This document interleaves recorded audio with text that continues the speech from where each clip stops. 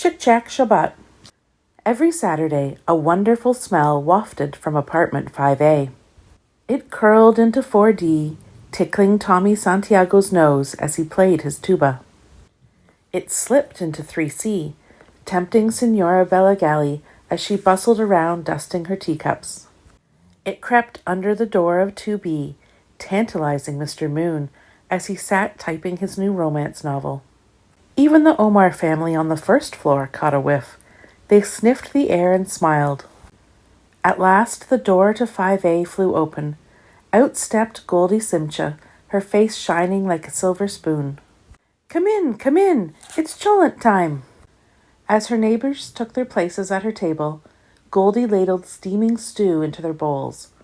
While they ate, they argued about what made Goldie's cholent so delicious. Senora Belagali cried, "It's the tomatoes." "Or the barley?" offered Mr. Moon. Little Lolly Omar piped up, "The potatoes."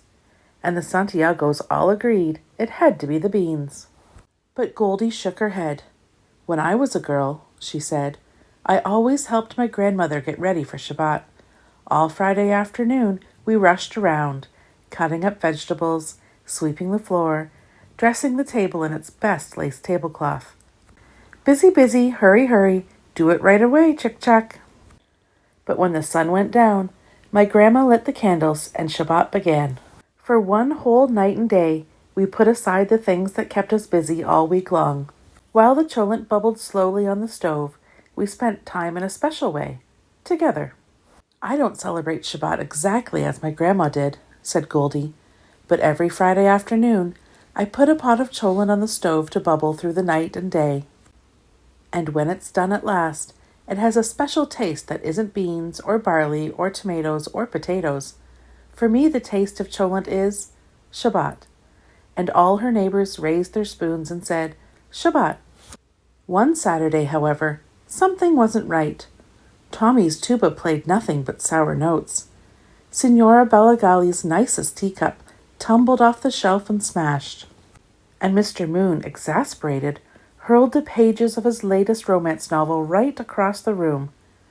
The Omar sniffed and sniffed, but couldn't catch the faintest whiff. At last, little Lolly Omar climbed the stairs and knocked on Goldie's door.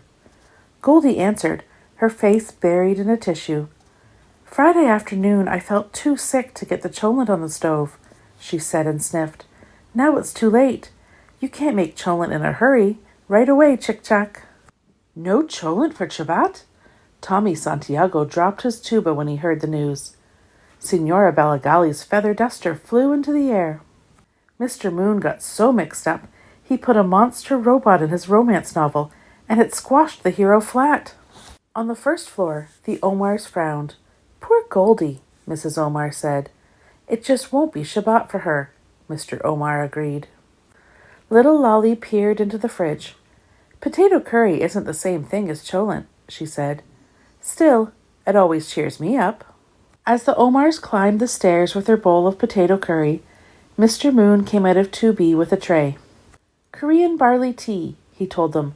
"Of course, it isn't cholent, but—" Senora Belagali squeezed out of 3C.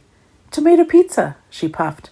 "It's not cholent, but—" Tommy Santiago held the door of 4D open for his mother. "It's not cholent," she admitted cheerfully, "but everyone likes beans and rice." Goldie opened the door for them. She blew her nose, wiped her eyes, and smiled. Come in." Her neighbors took their places at her table, and they filled their plates. "We didn't have time to make anything special," Senora Belagali apologized. "We had to hurry, bring it right away, Chak. But here we are," said little Lolly Omar. "Together."